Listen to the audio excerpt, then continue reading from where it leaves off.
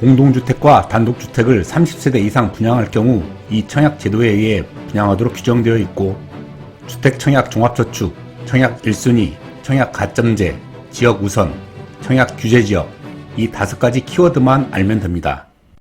결론적으로 오랜 기간 무주택을 유지하면서 부양가족도 많은 사람이 유리한 제도입니다. 사회 초년생, 젊은 층에게 절대적으로 불리한 제도죠. 하지만 미리 포기하고 낙담할 필요까지는 없습니다. 태어나서부터 쭉 무주택이라고 자기 나이만큼 무주택 기간인 줄 아시는 분들이 간혹 있습니다.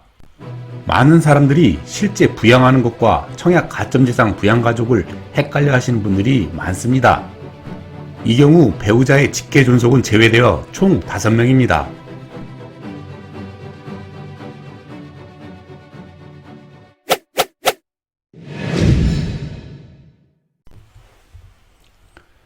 본 컨텐츠는 안목을 키우는 시리즈 영상 중 2B 제도 정책 편입니다.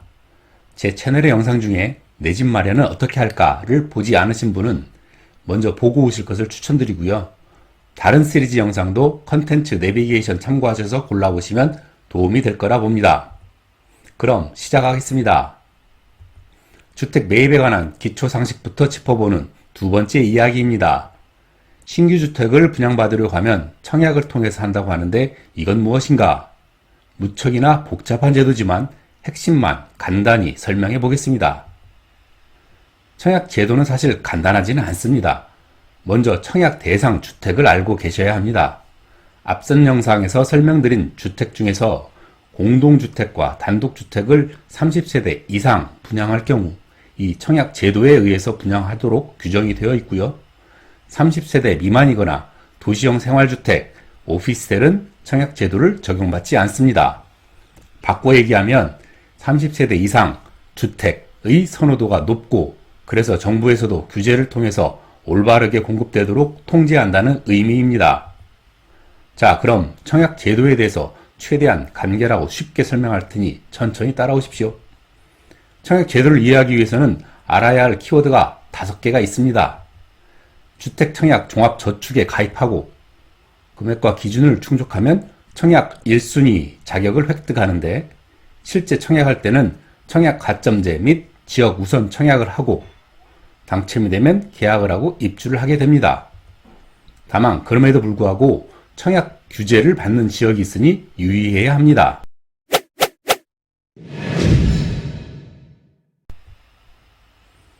먼저 주택 청약 종합저축입니다.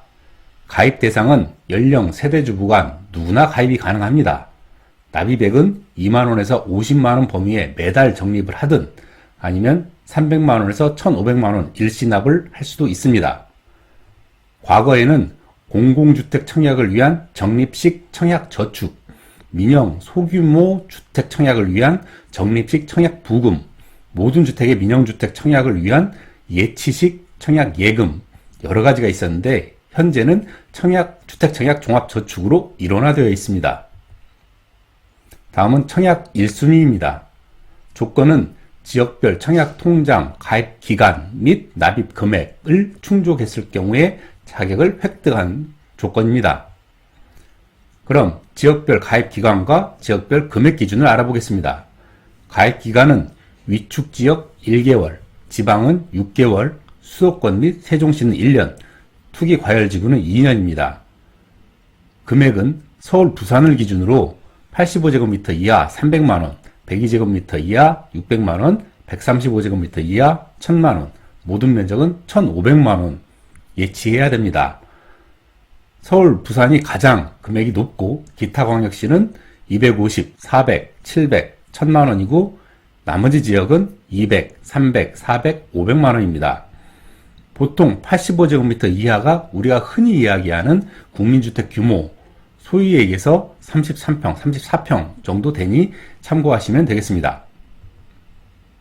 다음은 청약 가점제는 무엇인가에 대해서 알아보겠습니다. 개념은 같은 청약 1순위자 중에서도 청약 가점이 높은 사람이 우선 당첨되도록 제도화한 것입니다. 청약 가점의 구성은 무주택 기간 32점, 부양가족 수 35점, 입주자 저축 기간 17점, 도합 84점 만점으로 구성되어 있습니다. 청약 가점 산정에 특히 눈여겨봐야 할 사항이 있습니다. 무주택 기간 배점이 32점이라 되는데 만 30세 이상 또는 30세 미만일 경우 혼인신고일부터 산정한다는 것입니다. 또한 부양가족수 배점도 35점이라 되는데 6명 이상 부양할 경우가 만점입니다. 입주자 저축 가입기간은 최대한 빨리 가입한다 해도 청약자 사이에 별반 차이가 없기 때문에 결론적으로 오랜 기간 무주택을 유지하면서 부양가족도 많은 사람이 유리한 제도입니다. 따라서 사회 초년생 젊은 층에게는 절대적으로 불리한 제도입니다. 청약 가점의 세부 산정표를 보게 되면 굉장히 복잡한 것처럼 보이지만 심플하게 이 정도만 알아두시면 됩니다. 무주택 기간은 총 32점 만점인데 1년당 2점, 부양가족 수는 총 35점 만점에 1명당 5점, 입주자 저축 가입 기간은 1년당 1점의 감점을 하게 됩니다. 앞서 얘기한 대로 감점폭이 가장 큰 것이 부양가족, 그리고 무주택 기간 통장 가입 순입니다. 현 청약 제도가 젊은 세대들에게 절대적으로 불리한 제도인 건 맞습니다. 하지만 미리 포기하고 낙담할 필요까지는 없습니다. 분양 물량 중에는 일정 비율을 청약 가점제가 아닌 추첨제로 분양하는 물량도 있고, 무엇보다도 특별공급 물량 중에 신혼부부 특별공급과 생애 최초 주택이 있습니다. 특별공급 제도에 대해서는 다음에 다시 자세히 다룰 예정인데 일단은 이 정도 틈새 제도가 있다 정도만 기억하시고 준비하시면 되겠습니다.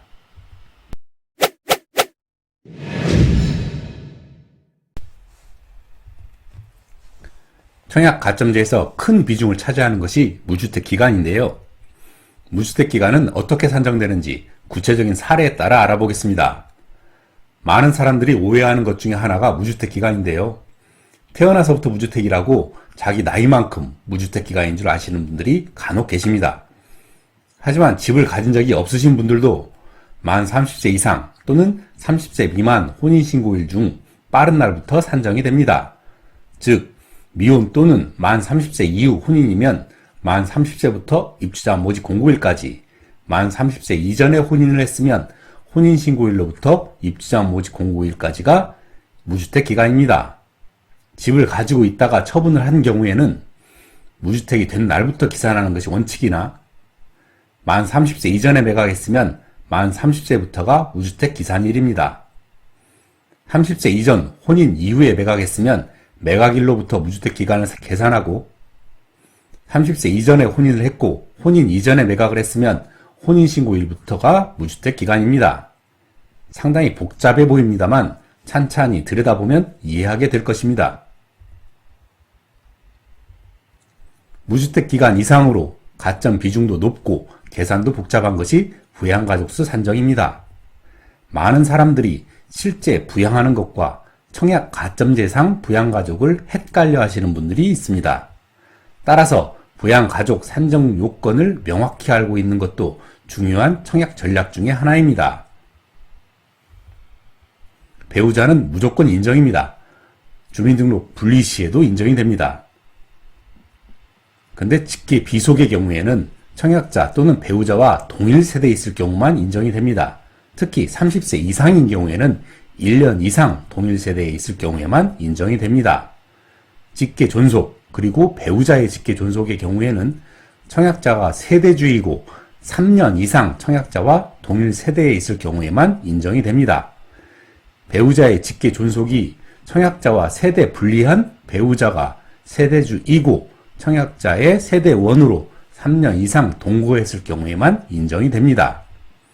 무슨 말인지 조금 이해가 안 될 수도 있습니다. 예시를 들어서 설명을 해보겠습니다. 배우자 및 직계 비속, 배우자와 자녀 둘인 경우는 심플합니다. 3명. 이번에는 배우자가 자녀가 둘인데 배우자와 세대 분리가 되어 있는 경우입니다. 배우자는 분리가 되어 있어도 포함이 되기 때문에 3명입니다. 두 자녀 중 한 자녀가 30세 이상이고 같이 사는 게 1년 미만인 경우에는 어떻다고 그랬죠? 제외된다고 그랬죠. 그래서 총 2명입니다. 배우자와 자녀가 있는데 자녀의 주민등록이 분리되어 있는 경우 분리되어 있으면 안 됩니다. 자녀는 제외돼서 한 명입니다. 직계 존속 및 배우자의 직계 존속을 알아보겠습니다. 청약자와 배우자의 직계 존비속 모두 같은 세대에 3년 이상 있다. 모두 해당되어 총 7명이 되고요. 배우자와 세대 분리되어 있어도 배우자가 세대주인 경우에 직계 존비속은 모두 포함됩니다. 따라서 7명입니다. 하지만 청약자의 직계 존속과 같이 살고 있어도 청약자가 세대주가 아니면 직계 존속은 제외됩니다. 따라서 배우자 자녀만 산정되어 3명입니다. 세대 분리된 배우자가 세대주가 아닌 경우에 배우자와의 직계 존속은 제외되어 총 5명이 되는 겁니다. 상당히 복잡해 보이죠? 원칙은 배우자 및 동일 세대의 어린 자식은 포함.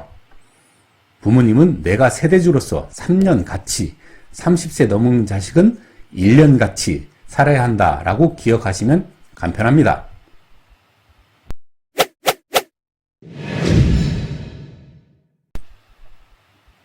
다음은 지역 우선에 대해서 알아보겠습니다. 청약 1순위 자격자 중에 당해 지역 거주자를 우선 당첨시키는 제도입니다. 그럼 민영주택 일반 공급 당첨자의 선정 순서를 보면서 설명을 드리겠습니다. 먼저 청약 1순위자 중에서 당해 지역 거주자 중에서 가점제로 먼저 선별을 하고요. 그 다음 추첨제로 선별을 합니다. 여기서 미달이 될 경우에 기타 지역 거주자를 가점제로 선정을 하고 여기에서도 미달이 되면 추첨제로 넘어갑니다. 여기까지가 청약 1순위자고요. 1순위에서 미달이 됐다. 그러면 청약 2순위자 청약으로 넘어가서 거기에 당해 지역 거주자를 추첨으로 선별을 하고 다음 기타 지역 거주자를 추첨제로 선별을 하게 됩니다. 그럼 기타 지역과 당해 지역은 무엇이냐? 기타 지역은 광역단위 청약 접수 시 주택 공급 해당 지역 외의 지역을 이야기합니다. 예를 들어서 서울 지역의 단지를 공급한다 했을 때 서울 수도권 전체가 광역단위 청약 접수 지역이고 경기도 및 인천시는 기타 지역이 되는 겁니다. 그리고 당해 지역 거주 요건은 입주자 모집 공고일 기준 주민등록상으로 등재만 되어 있으면 가능합니다. 다음 청약 규제 지역에 대해서 알아보겠습니다. 청약 자격을 확보했음에도 불구하고 청약이 제한되는 지역입니다. 크게 투기 과열 지구와 조정 대상 지역이 있는데요. 여기에는 앞에서 이야기한 당해 지역 거주자의 요건이 제한되고 그리고 청약 1순위자의 요건이 제한이 됩니다. 앞에서는 주민등록 등록되어 있으면 된다고 했는데 2년 이상 연속으로 거주를 해야지 가능한 곳이 투기 과열지구입니다. 또한 조정 대상 지역 내에서도 대규모 택지지구인 경우에는 2년 이상 연속 거주를 해야 당해 지역 거주자의 요건에 부합하게 됩니다. 또한 청약 1순위가 둘 다 제한을 받는데요. 먼저 5년 이내에 당첨된 자의 세대에 속할 경우가 그렇습니다. 예를 들어서 같이 사는 나의 아버지가 그 5년 이내에 당첨된 사례가 있으면 나도 1순위가 제한된다는 뜻입니다. 또한 2주택 이상 소유한 세대에 속할 경우에도 그렇습니다.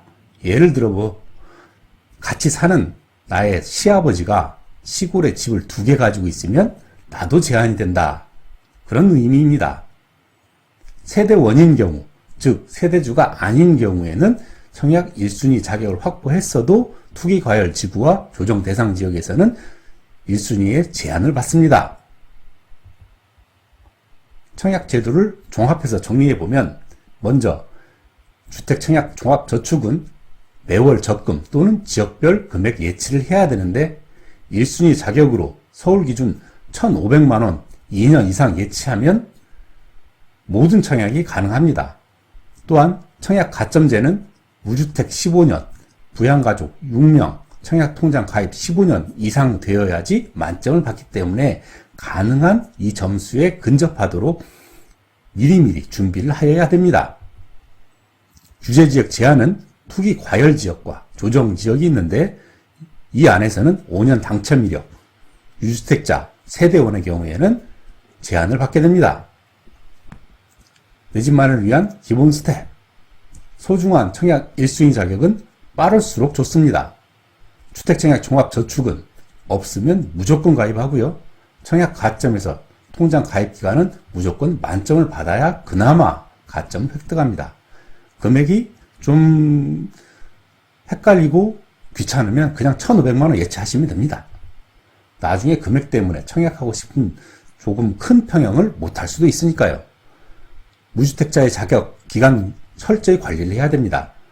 아버지가 증여해준 시골의 작은 집은 웬만하면 빨리 정리하시는 게 좋습니다. 부양 가족의 경우 부모님이랑 같이 살 수는 있습니다. 하지만 세대주는 4명이로 해놔야 됩니다. 모르는 데는 청약을 해서는 안 됩니다. 지인 따라서 함부로 청약했다가 덜컥 당첨이라도 되게 되면 나중에 청약 제한에 걸릴 수도 있습니다. 구독, 좋아요, 알림 설정해 주시면 더 나은 양질의 컨텐츠로 보답하겠습니다. 감사합니다.